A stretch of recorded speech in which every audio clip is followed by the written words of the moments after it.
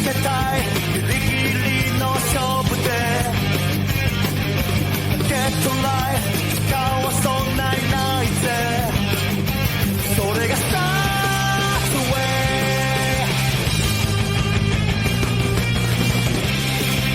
I want this only 探し求めるあの黄色の光の中で誰かを傷つけて自分も傷ついてだけど終わらずにただ追い求め何も見えてないけれど I do I きっとこのままの Pain Trans Continue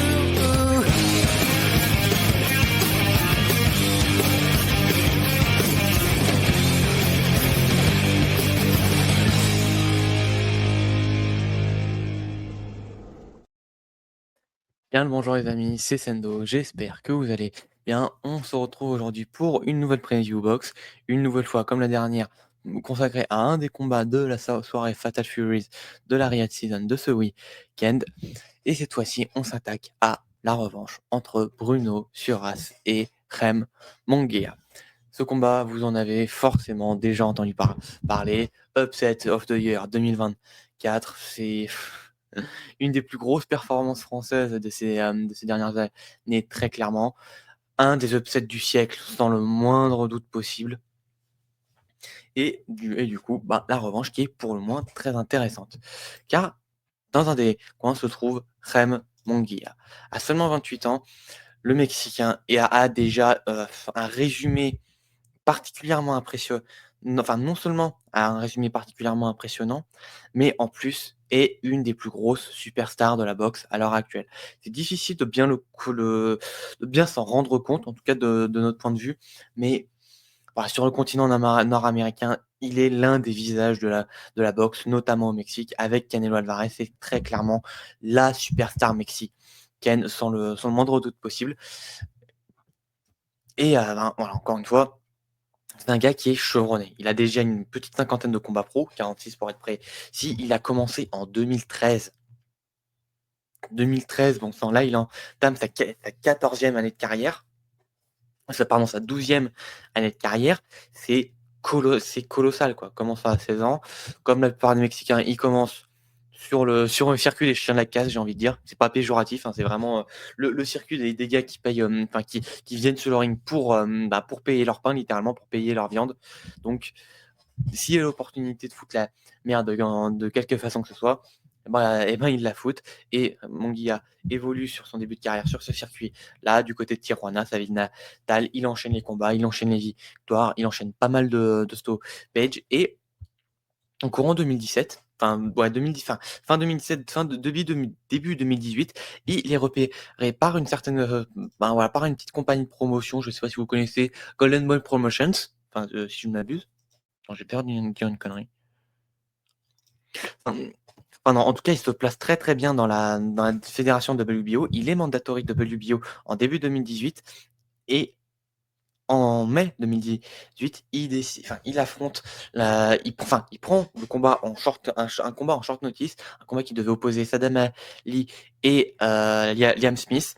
Liam Smith se blesse et est appelé en very short notice, je crois, en 2 weeks notice, même pas, Rem Monguia face à l'expérimenté Saddam Ali qui n'avait à ce moment-là qu'une seule défaite face à l'excellent Jesse Vargas. Vargas, c'est pas un immense boxeur, mais c'est un gars d'expérience et vraiment de très haut niveau. Saddam Ali, il avait déjà affronté Miguel Cotto et battu Miguel Cotto étant le dernier adversaire de Miguel Cotto, le dernier adversaire de Miguel Cotto, donc c'est pas rien non plus. Alors il y avait des conditions sur cette victoire face à Miguel Cotto, mais bref, là n'est pas important.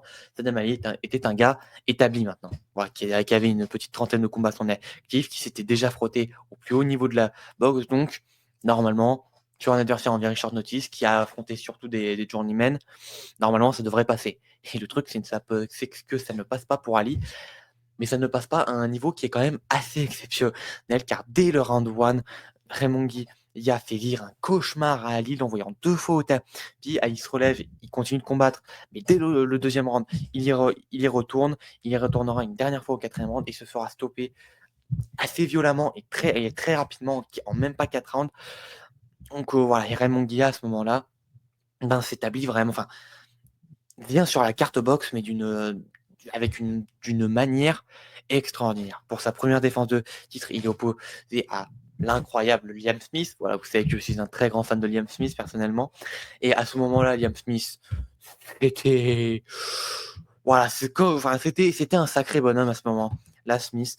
Et ce combat entre Raymond Guilla et Liam Smith est un de mes combats préférés de ces dernières années. Un combat complètement fou, d'une intensité dément. Liam Smith qui va au tapis au 6e round, mais se relève et remet le combat dans la gueule à Raymond Guilla. Enfin voilà, ce combat est complètement dingue. Si vous ne l'avez pas vu, allez le voir. Alors, en termes de scoring, il est relativement unilatéral, j'ai envie de dire. Il n'y a pas de doute sur la victoire de Monguia, mais franchement, c'est 12 rounds au bout de l'enfer qui sont complètement fous.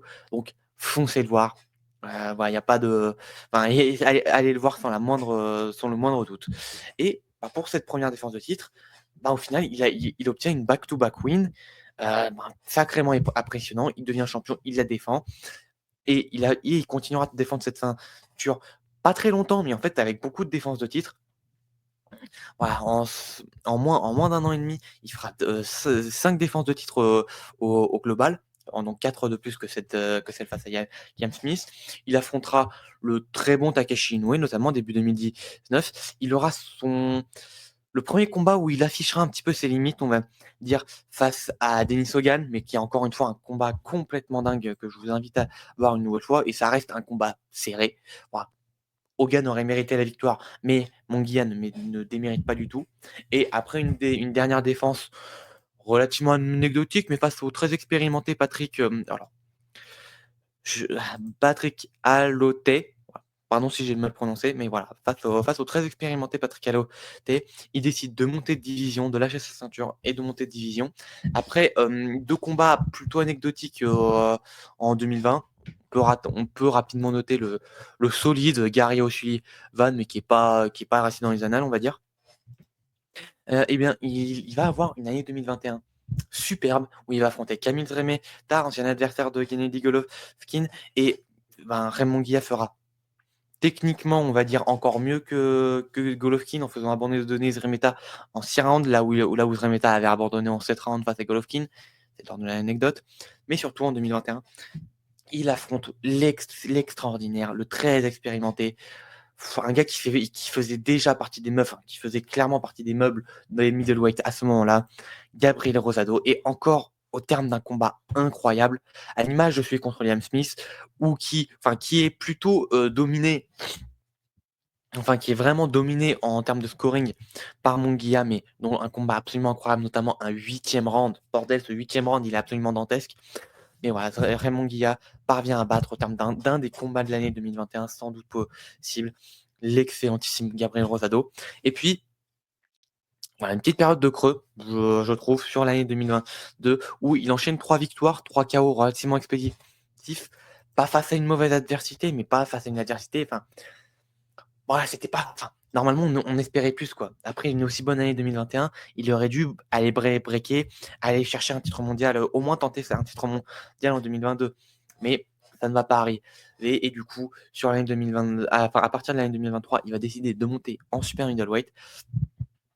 Et pour ce combat-là, cette montée en middleweight, il va affronter l'incroyable, le formidable, c'est ça, le formidable Sergei Derezynchenko.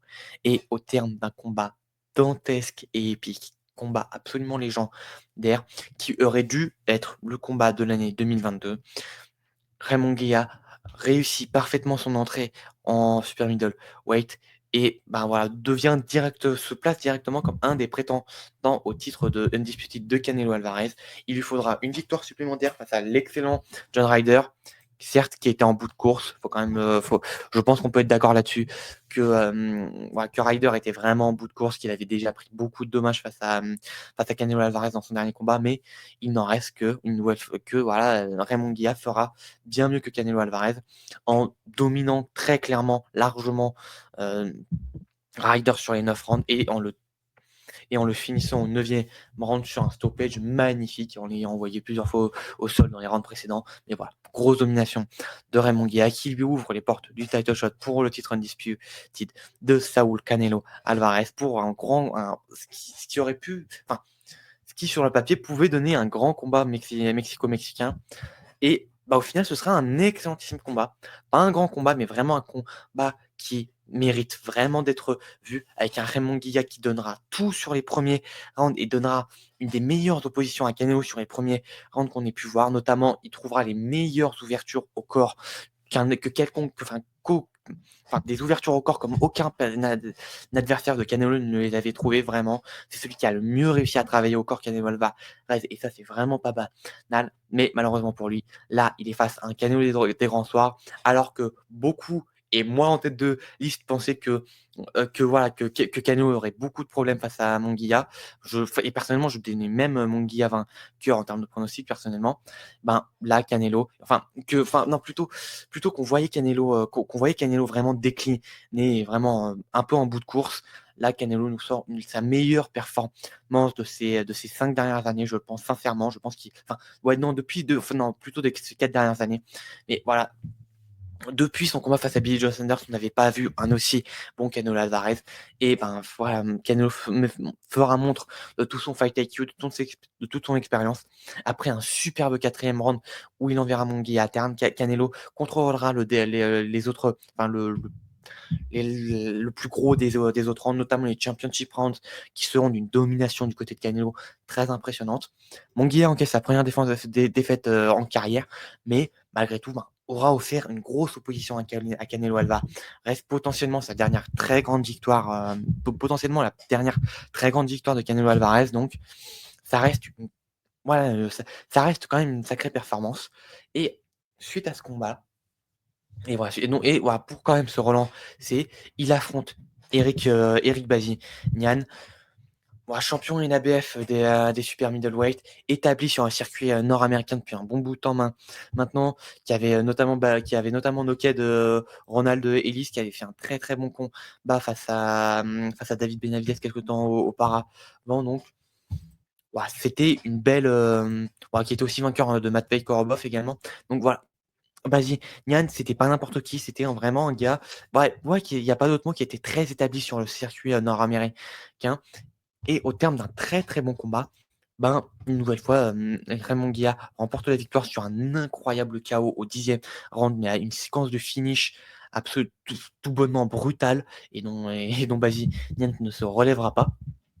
Et voilà, à ce moment-là, Raymond Guilla est sur le toit du monde. C'est un des meilleurs super middleweight au monde. C'est une des plus grosses stars de la boxe au global actuelle. C'est un gars qui est établi et qui est très connu. Établi et très connu, c'est exactement ce que n'était pas Bruno Suras. Bruno Suras, à l'inverse de Raymond Guilla, il a commencé sa carrière professionnelle en 2006. J'ai pas recensé de combat amateur, en tout cas pas de combat amateur recensé sur Internet.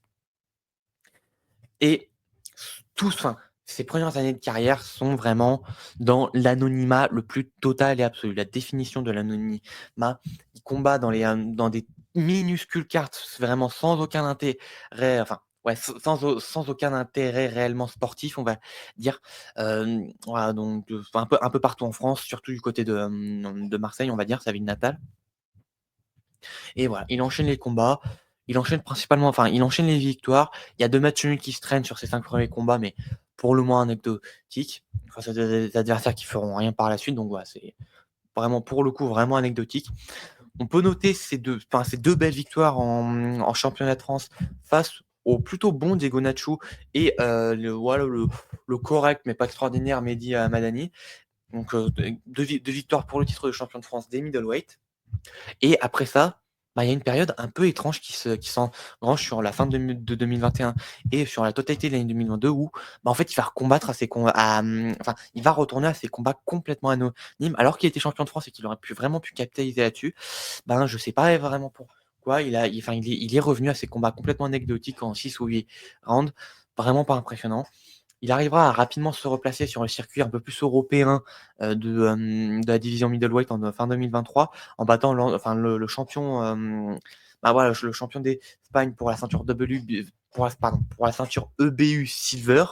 Donc voilà la ceinture qui a aucune valeur. Mais voilà, face au champion d'Espagne, alors Ron Reder Oberon, Obejon, je sais, pardon, encore une fois, vous me connaissez, la prononciation, c'est pas mon truc, mais voilà.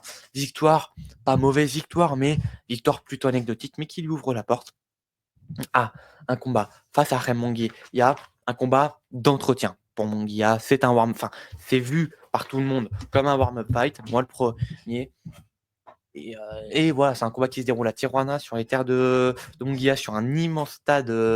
Voilà, ouais, sur un très très gros stade. Je crois que c'est enfin, pas loin de 50 000 personnes qui avaient sur place. Peut-être que je me gourre, hein, peut-être que j'extrapole, mais c'est plusieurs dizaines de milliers de personnes qui viennent uniquement pour Munguia, parce qu'en plus la carte n'était pas du tout intéressante, loin de là, enfin du moins sur le papier.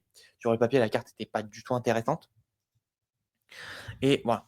Le premier combat commence. Et donc voilà, après la présentation, je vais passer à l'analyse du premier combat, étant donné que c'est une revanche. Et comme à l'habitude, je vais d'abord parler du premier combat. Et donc, le premier round commence et Suras cherche directement à se faire respecter. C'est son objectif. Il commence les premières secondes en voulant mettre la pression et voulant dire à Mongui, en mettant quelques gros power shots. Et l'objectif, c'est clairement de dire à Munguia, et je suis là, je suis pas venu pour perdre. Voilà. Et c'est c'est exactement ce qui se passe. Il commence directement à travailler avec un jab très très lourd. Alors, il va très vite laisser le centre du ring à Munguia pour pas prendre trop de risques et éviter de se faire contrer bêtement. Mais voilà, le premier round, il va vraiment. L'objectif de Suras dans ce premier round, c'est assez clair, c'est de se faire respecter et de pas laisser, de vraiment montrer à Munguia qu'il n'est pas là pour rigoler.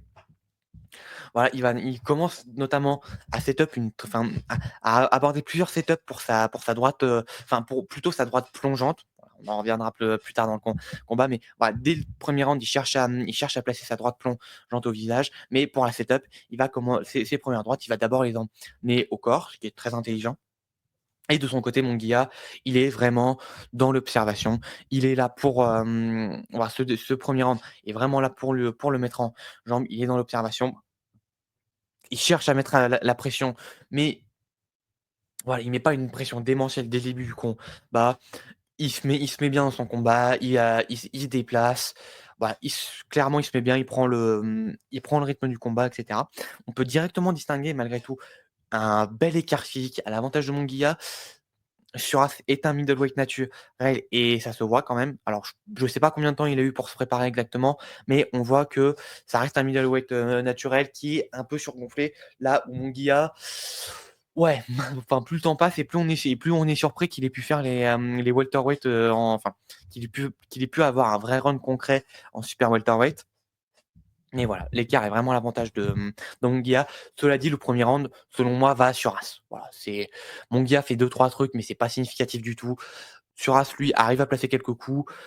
C'est pas suffisant voilà, pour vraiment établir une dynamique durable sur le combat et dire que voilà, ça va être ça tout le combat. Mais voilà, le premier round est un round d'observation qui va à Suras. Le deuxième round commence avec un Munguia qui monte d'un gros cran en termes de pression. Là, il veut vraiment mettre sous pression Suras et voilà, veut un peu étouffer Suras. Il travaille avec de très, très lourds jabs. Voilà, il travaille en très lourd jab, il cherche à placer ses combinaisons. Très vite, il cherche à alterner corps face, parce qu'il voit notamment que Suras, quand Suras se trouve dos aux cordes, il a une très bonne garde. Ça, c'est un truc qui sera le cas tout le long du combat. Suras, sur ce combat-là, aura une excellente défense. Pas en mouvement de tête. Ça, c'est important à noter. Il y a quasiment pas de mouvement de tête du côté de Suras dans ce combat. Par contre, sa garde, elle est excellentissime. Et aussi, Suras, ça sera le cas tout le combat une nouvelle fois. On l'avait déjà vu sur le premier round. Ses déplacements sont très bons. Ses déplacements latéraux sont les quelques moments où il fait du in and out, c'est de très très bonne facture. C'est pas voilà, c'est pas d'une fluidité, voilà, c'est pas du Floyd Mayweather, mais c'est vraiment de très bonne facture. C'est très intelligent. C'est pas d'un dynamisme très spectaculaire, mais intelligent et très efficace. Voilà, sauf que à peu près 1 minute 45 du round, voilà, Munguia envoie une droite en première intention que Suras essaye de contrer avec un 2, sauf que la droite en première intention, elle était pas là pour toucher, elle était pas là pour faire mal, elle était là pour provoquer une réaction de Suras et le contrer avec un crochet gauche formidable. Voilà, un crochet gauche à la, Callum Smith, Danny Garcia et tellement d'autres, et ça met sur le cul, Bruno Suras assez vite dans le round. Bruno Suras se relève et là, Munguia, il veut pas laisser traîner. Il y va pour finir, mais il y va quand même de façon parcimonieuse. Il ne s'expose pas, enfin, il s'expose pas plus que de raison, il fait pas n'importe quoi. Il veut finir, mais il veut finir dans les règles de l'art. Il va pas faire du Wilder à envoyer des coups de enfin, des swings qui n'ont absolument aucun sens. Il y va, mais il y va de façon quand même raisonnable. Suras survit et notamment Suras fait une très bonne dernière minute et notamment les toutes dernières secondes, c'est lui qui met les grosses frappes à Munguia. Bon, évidemment, ce deuxième round va largement à l'avantage de Munguia avec un 18, ça, il n'y a pas de souci. Une nouvelle fois, au troisième round, Munguia essaye de mettre un cran de plus en termes de pression, de pressure fighting, de ring cutting. Son ring cutting, franchement, sur la totalité du combat, en vrai, sera de bonne facture. Il n'arrivera jamais à vraiment bloquer Suras durablement dans le coin. Il arrivera un peu plus à le coincer dans les cordes, mais dans le coin, il n'arrivera jamais à le coincer durablement. Mais pour le coup, je pense que c'est vraiment dû à l'excellent déplacement de Suras plutôt qu'à un mauvais ring cutting de Munguia. Je trouve vraiment que le ring cutting de Munguia sur ce combat-là était vraiment de meilleure facture que ça avait pu être le cas dans quelques-uns de ses combats auparavant, notamment face à Bazinian. Mais voilà, il cherche à travailler en gros power shot, il travaille moins de son jab, et de son côté, Suras cherche à récupérer. Priorité défensive sur ce round, c'est vraiment ça. Défense, récupère, et s'il y a une ou deux opportunités de quand même marquer quelques coups, il le fait. Il le fera avec notamment il travaillera un petit peu de son check hook sur ce round. Il le fera pas plus que ça sur le reste du combat, mais sur ce round-là, son arme principale offensivement, c'est son check hook. Mais son objectif, c'est priorité défensive et récupérer. Quatrième round, Suras est plus confiant. Il a récupéré du knockdown du deuxième round, ça c'est sûr. Il aborde directement le combat beaucoup plus confiant. Et notamment cette fois-ci, sur ce round-là, très clairement, la maîtrise de la distance, elle est du côté de Suras. Il n'y a aucun doute là-dessus. Il se déplace comme il veut. Et en fait, c'est là où il a été très très très fort. C'est qu'en fait, sur la totalité à partir de ce quatrième round, en fait, Munguia engagera l'action selon les termes de Suras. Suras, par sa posture, par son déplacement, par sa maîtrise des distances, etc., fera que chaque action seront dictées selon ses termes, pas selon les termes de Munguia. Notamment, Suras arrivera à placer un magnifique combo uppercut, uppercut droite plongeante, qui me fait un petit peu penser. Enfin, les fans de Hippo, je pense que normalement, enfin de la Jimmy no Hippo, je pense que ça doit vous dire quelque chose comme technique. Mais voilà, il le connecte très bien avec ce très bel enchaînement. Munguia arrive à placer quelques combinaisons, mais qui manquent de précision, surtout dû à l'excellente qualité de défense de Suras. Et sur la fin du round, Suras essaiera de mettre un peu plus Munguia sous pression à quelques reprises, notamment une nouvelle fois sur la toute fin du round, et il y arrivera, mine de rien. Mmh. Voilà, et aussi, on voit que Munguia commence à avoir des setups beaucoup plus limités, des setups offensifs beaucoup plus plutôt, il a déjà délivré tous ses setups offensifs. Les setups offensifs qu'il avait déjà eu sur les 3 premiers rounds, ce seront ceux qu'il aura sur la totalité, enfin sur le reste du combat. Il ne variera plus ses setups offensifs, et il commence à être encore plus ouvert qu'il ne l'était au troisième round. La défense, c'est pas le gros point fort de Munguia, mais sur ce quatrième round, c'est beaucoup plus significatif. Il commence vraiment à s'ouvrir un peu bêtement. Cinquième round, c'est sur la même dynamique au global. Ouais, j'ai oublié de le notifier, mais aussi un peu dans le système défensif de Suras, il y a aussi un peu à la Mohamed Ali contre George Foreman. Beaucoup quand il est dos aux cordes, beaucoup s'appuyer dessus pour perturber la gestion de la distance de Munguia. Et même si Munguia essaie du travail au corps, voilà, ça suffit pas à perdre comment dire, faire perdre le nord à Suras, j'ai envie de dire. Voilà, Suras reste lucide et conserve son momentum. Il retouche plusieurs fois avec cet enchaînement uppercut gauche, crochet droit. Il touchera un petit peu aussi avec, à l'inverse, il touchera une ou deux fois avec un bon cross du droit, crochet gauche. À l'inverse, donc, ouais, il continue de vouloir setup sa droite. Il le place aussi une ou deux fois. Enfin, il essaie aussi de la placer une ou deux fois en 1-2.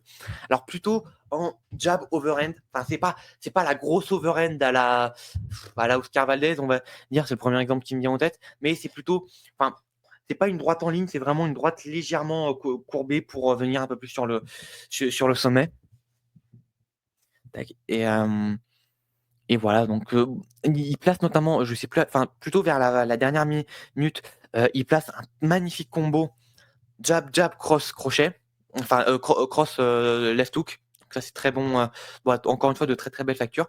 Munguia a pas vraiment de solution technique sur ce combat-là. Il arrive à placer quelques combinaisons, mais Suras les défend très bien et en fait au final ces combinaisons sont vraiment pas précises, mis à part quelques coups au corps, mais qui sont pas, enfin qui marquent pas tant à mon sens, qui ne marquent pas tant de dégâts que ça. Et le round est un peu serré, mais selon moi, autant en termes de significant strike, Munguia prend plutôt l'avantage, mais en termes d'effective aggressiveness, de ring general chip et de defense, Suras est vraiment au-dessus de Munguia sur ce round, et selon moi, il le prend.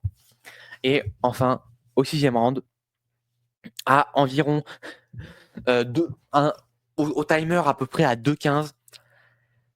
Donc Munguia avance, envoie sa séquence, envoie une belle séquence, une belle combinaison, et juste après, la remise de Suras, jab droite, quasiment en ligne, droite plongeante, et ça touche pleine balle. Bon, comme je l'ai noté, séquence de finition V1. C'est la première fois, c'est un peu la première fois qu'on voit ça. Munguia, dans ce combat-là, j'entends. La première fois qu'on voit ça dans ce combat-là. Munguia, je le sens quand même assez frustré, personnellement, sur ce round. Je trouve qu'on sent qu'il n'a pas la solution technique face à Suras, et qu'il cherche vraiment à le mettre KO sur de gros coups. Et il n'en a pas vraiment trouvé sur la totalité de ce round. Au 3e round, si je me souviens bien, il avait bien touché sur une droite en premier intention, mais sinon, il n'y a pas vraiment et évidemment le knockdown, mais sinon, il n'y avait pas vraiment eu de grosses séquences où on voit que Munguia avait fait très mal à Suras. Et il arrive un moment, un peu avant les 45 secondes au timer. Voilà, Munguia lance une nouvelle séquence comme il l'avait fait en début de round. Voilà, il place sa combinaison corps-face qui est vraiment pas précise. Le retour de ses coups, son retour défensif est extrêmement paresseux. Et là, je sais pas pourquoi, mais il y a un moment de latence. Il y a un moment où Munguia ne fait rien. Son esprit part dans une autre dimension. Et Suras, il a juste à faire un pas de côté, mais un peu en pivot. Munguia a aucune réaction sur ce moment-là. Il a la main super basse. Il est figé comme une statue pendant 2 secondes. Suras, 1-2. Ouais, 1-2, la droite plongeante touche pleine pente du menton. Oh le con, il l'a fait.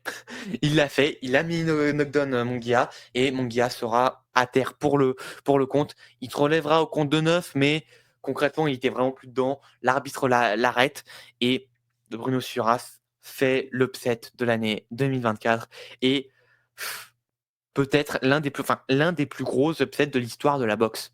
Et si c'est pas le plus gros, très sincèrement, il y a matière à penser que cet upset-là est le plus gros upset de l'histoire de la boxe. Ou en tout cas de l'histoire de la boxe française, parce que vraiment à côté, même René Jacot contre Donald Curry,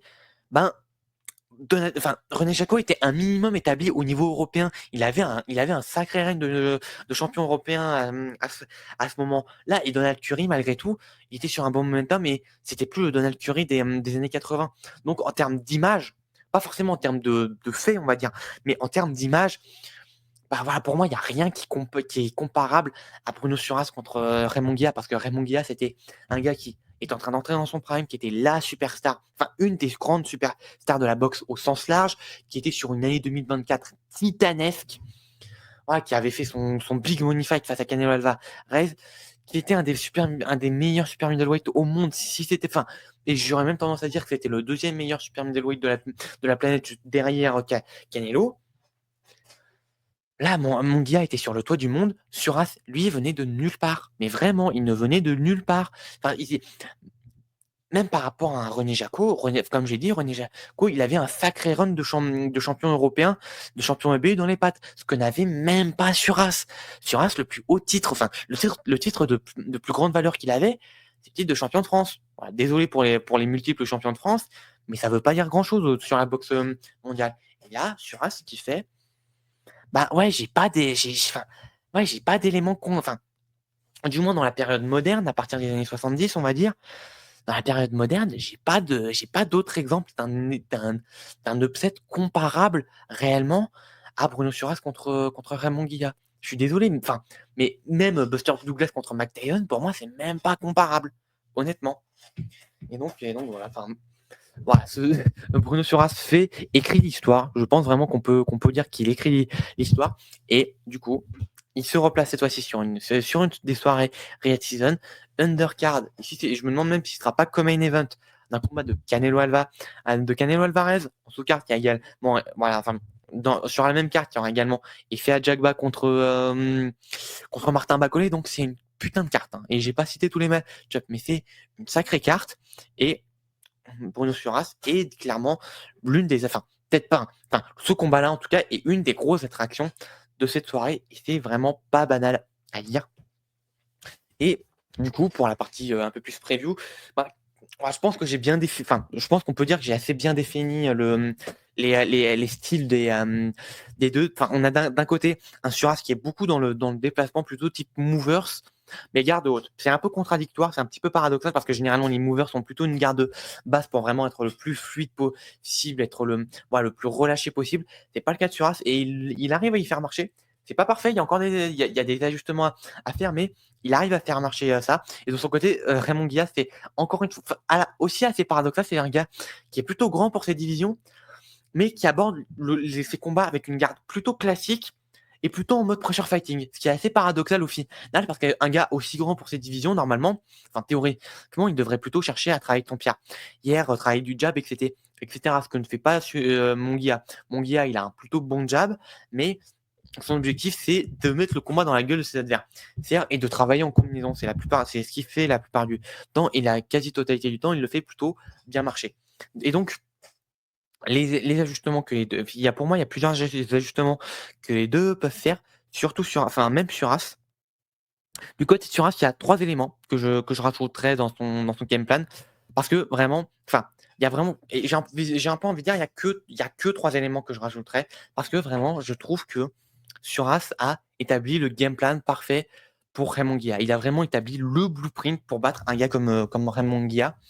Les 3 éléments que j'aimerais, enfin, que selon moi, il devrait quand même ajuster, c'est d'une part, mettre plus de volume. Surtout sur un combat où je pense que là, maintenant, je pense que l'objectif de Suras, ça ne doit plus être de knocker de Monguia parce que cette fois, Monguia s'y attendra. Là, son objectif, c'est gérer le combat pour l'emporter à la décision. S'il y a l'opportunité de le mettre KO, il n'y a pas de souci, mais il ne doit pas arriver avec en tête, je dois absolument le remettre KO. C'est un truc qu'il doit toujours garder dans son esprit. Évidemment, s'il voit l'objectif, s'il voit l'ouverture, il doit la saisir, mais il ne doit pas rentrer dans le combat en obnubilé par mettre KO Monguia. Ce serait une terrible erreur. Et donc, le truc qui a pu faire, le truc qui aurait pu faire à défaut sur le premier combat, c'est qu'il a manqué de volume.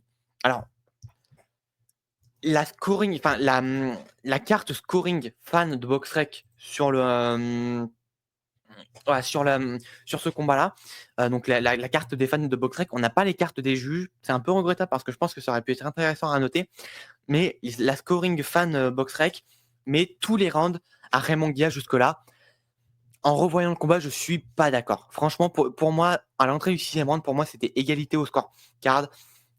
C'est des rounds serrés, mais pour moi, Suras en fait suffisamment pour prendre 1, 4, 5 sans trop de contestation possible, selon moi. Mais malgré tout, s'il veut s'éviter de se prendre une carotte, faut vraiment qu'il rajoute du volume et qu'il prenne les rounds de façon un peu plus décisive. L'autre élément, rajouter encore plus d'hypercut. Il avait bien travaillé, son hypercut avant pour setup sa droite, putain, chopping right, droite plongeante, pardon. Et voilà, pour setup ta droite plongeante, là maintenant, je pense qu'il devrait plus chercher à vraiment enchaîner les uppercuts parce que ça a très bien fonctionné pour Canelo face à Jim Munguia. Jim Munguia, on en parlera quand je parlerai des ajustements pour lui. Il a souvent tendance à faire des esquives qui va beaucoup vers le bas, soit faire fléchir ses appuis pour vraiment esquiver ou faire des esquives rotatives. Un truc qui peut bien fonctionner, c'est d'envoyer l'uppercut. Généralement, c'est ce qu'avait fait Canelo, ça avait très bien fonctionné pour lui, ça avait même envoyé au sol. Ça, je crois que Basinian l'avait aussi exploité une ou deux fois dans leur con. Donc, les uppercuts, c'est un truc qui fonctionne bien face à Munguia et c'est un truc que Shura, ça pourrait encore plus développer. Et enfin, dernier élément, un truc que, autant que je me me souviens pas avoir vu un gars faire ça face à Munguia, mais c'est le clinch. Pas le clinch, un petit Muay Thai pour chercher à impacter physiquement au clinch, travailler à partir du clinch, etc. Qui serait pas le plus intelligent parce que Munguia, il a avantage physique, un large avantage physique par rapport à Suras, donc ça me paraîtrait pas très malin de chercher au clinch pour travailler à partir du clinch. Cela dit, comme j'ai dit, comme Munguia part beaucoup sur des esquives un peu plongeantes, on va dire, soit en esquive rotative, soit en baissant son centre de gravité, il y a moyen sur une séquence de Munguia ou par exemple sur As qui place des coups. Généralement, Munguia va essayer de les esquiver par le bas. Il envoie ses coups, qui touche ou pas. Il continue, il va au contact, il chope le coup de Munguia en guillotine ou il chope l'underhook ou un ou deux, les deux underhooks, les deux overhooks ou un de chaque.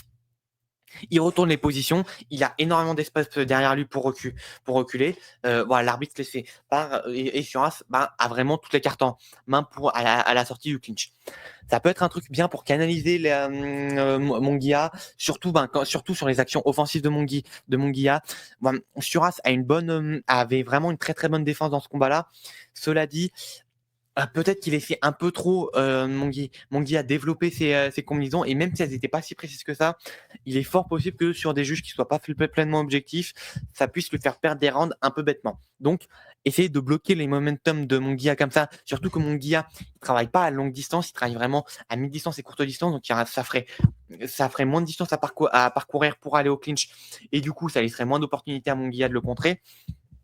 Donc, le clinch, pas je me répète, mais pas dans l'optique de travailler à partir du clinch et de faire mal à Munguia à partir du clinch, mais de neutraliser le momentum, de retourner les positions et que quand l'arbitre sépare, Munguia ait toutes les cartes en main pour garder le contrôle du combat. Dans le premier combat, il avait le contrôle des distances, il avait globalement le contrôle du rythme. Comme je l'ai dit, Munguia, quelles que soient les actions de Munguia, Munguia les faisait selon les termes de Suras et pas l'inverse. Et du coup, justement, pour faire la transition sur Munguia, qu'est-ce qu'il peut faire pour reprendre le contrôle du combat? Déjà, c'est une évidence, c'est indispensable, pas seulement pour ce combat-là, mais pour la suite de sa carrière. Faut qu'il bosse ses retours défensifs. Vraiment, autant travailler sa défense, c'est un peu compliqué. Il y a des trucs à améliorer, évidemment.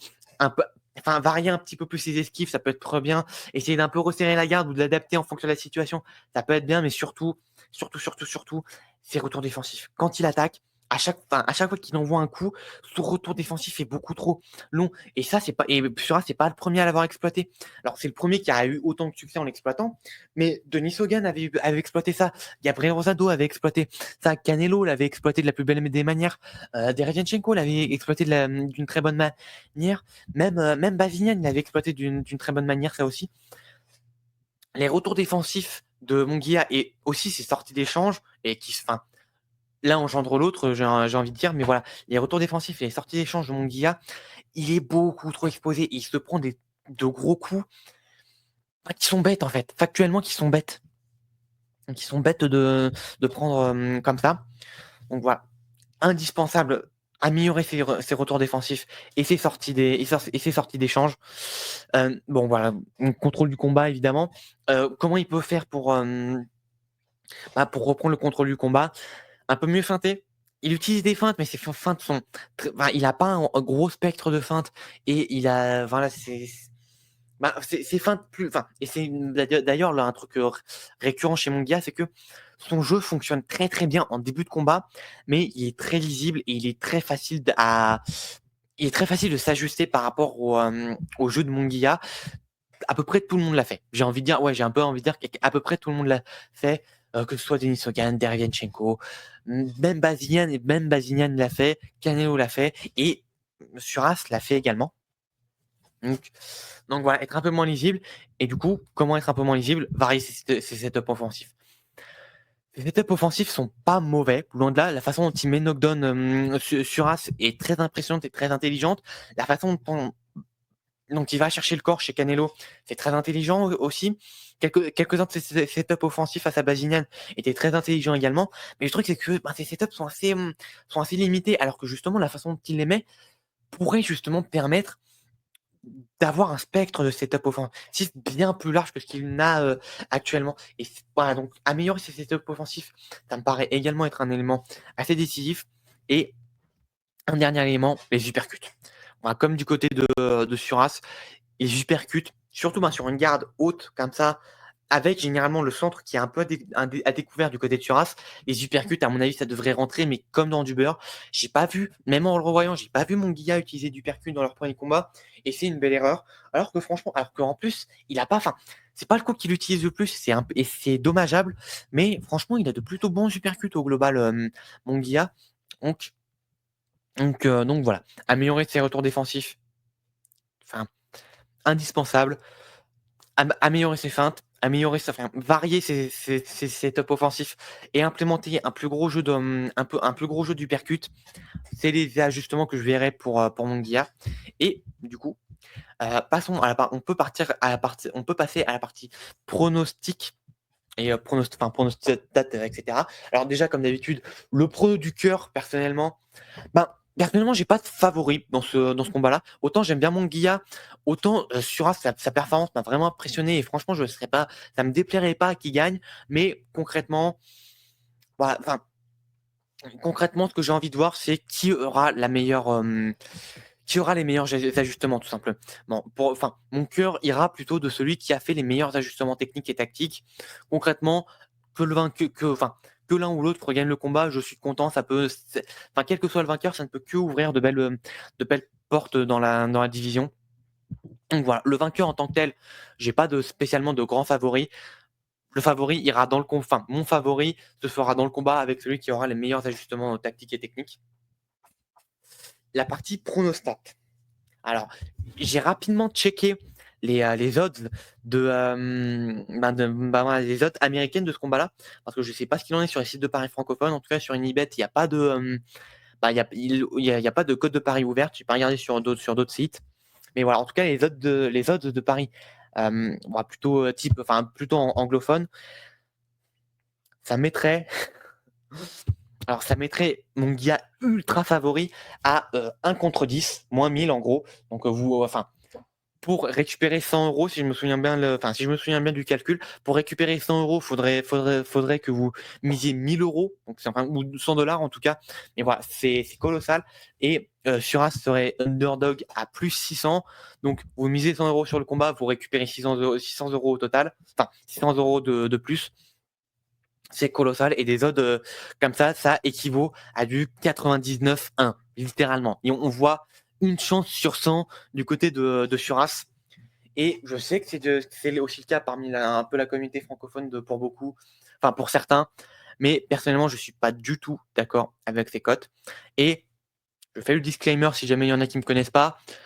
Je ne fais pas du tout ça par chauvinisme. Au contraire, le chauvinisme, c'est un truc qui m'énerve vraiment au plus haut point. Et d'habitude, par esprit de contradiction, j'ai plutôt tendance à vouloir que le français se prenne une peigne justement par esprit de contradiction pour justement pas que ce chauvinisme à la con dernière histoire. Mais bref, ça c'est une autre histoire. Mais personnellement, je mettrais Bruno sur un favori dans cette opposition. Alors évidemment, il y a le biais de la victoire, du KO impressionnant, de l'upset. Possible que ça m'influence et que dans 1, 2, 3, 4 ans, j'ai un regard différent. Mais franchement, en revoyant ce combat, pour moi, c'était pas du tout un lucky punch. Il y a une erreur de Munguia, OK. Mais quand tu compares enfin, le Munguia Suras au Munguia contre Bazinian, bah, Munguia a exactement les mêmes défauts. A vraiment exactement les mêmes défauts. Et Bazinian les exploite un peu de la même façon que Bruno Suras, mais en beaucoup moins bien. Alors ouais, peut-être que Munguia était moins bien préparé. J'en serais pas si sûr que ça parce que franchement, il n'y a pas une grosse différence entre le combat de Bazinian et le combat de Suras. Et je vais même dire, en termes de ring cutting, Munguia était meilleur face à Suras que face à Bazinian. Et ça, pour moi, c'est vrai. Et ça, pour moi, ça peut être un élément particulièrement décisif.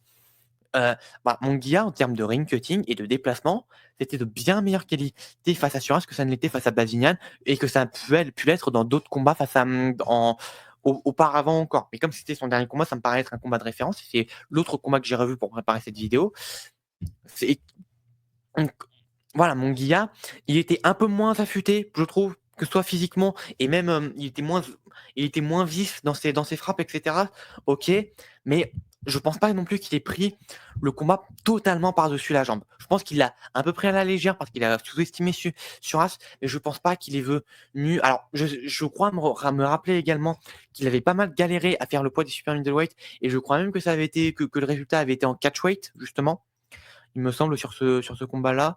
Ouais, les deux étaient juste, enfin, officiellement, les deux étaient juste au-dessus de la limite des super middleweight à 169 livres. Bon, au vu du poids, enfin, au vu des poids auparavant de Suras, il y a matière à penser que c'était un peu tronqué, que c'était surtout pour avantager Munguia. Mais voilà, en tout cas, peut-être qu'il n'était pas aussi bien préparé que sur d'autres combats, mais je pense pas qu'il ait pris complètement le combat par-dessus la jambe. Et stylistiquement, sur le papier, je vois Suras favori. Ce qu'il a montré face à Munguia dans le premier combat, c'est un vrai blueprint. C'est pas un coup de chance, c'est pas que dû à l'erreur de Munguia. C'est Suras qui est venu avec le parfait game plan face à Munguia et la très bonne exécution. Il a pris ce qu'avait fait Bazinian et il l'a fait en mieux. Et donc c'est pour ça que personnellement, j'aurais tendance à mettre Munguia favori. Pas d'une grosse marge. Voilà. On n'est pas loin du 50-50 selon moi, mais je mettrais Suras léger favori à 55-45. D'autant que cette fois, Suras, il abordera le combat pleinement confiant. Mais alors, ça peut aussi se retourner contre lui. Prendre garde à pas être trop confiant et à faire n'importe quoi. C'est possible aussi, mais ça m'a pas l'air d'être le cas. Enfin, ça m'a pas l'air d'être la personnalité de Suras. Donc, je vais partir du principe que ça va pas être le cas. Je pense que là, il va venir en pleine confiance. Il est possible que Munguia arrive avec un petit doute à l'arrière de sa tête, comme quoi, bah oui, enfin, je me suis déjà pris un KO, faut que je fasse gaffe. Et ça peut entamer ça peut affecter sa prestation. Donc, pour ma part, sur le papier, je mettrai un Bruno Suras favori à 55-45. Voilà, peut-être que vous avez des arguments qui vont me faire enfin, qui vont me faire changer d'avis, mais en l'état, je vois Bruno Suras léger favori, pas d'une grosse marge. C'est un combat qui est vraiment serré. Et franchement, c'est legit de donner Munguia favori. Et notamment, et je vais en profiter pour un peu répondre, They are level to this game, la fameuse phrase que je répète à absolument toutes les sauces.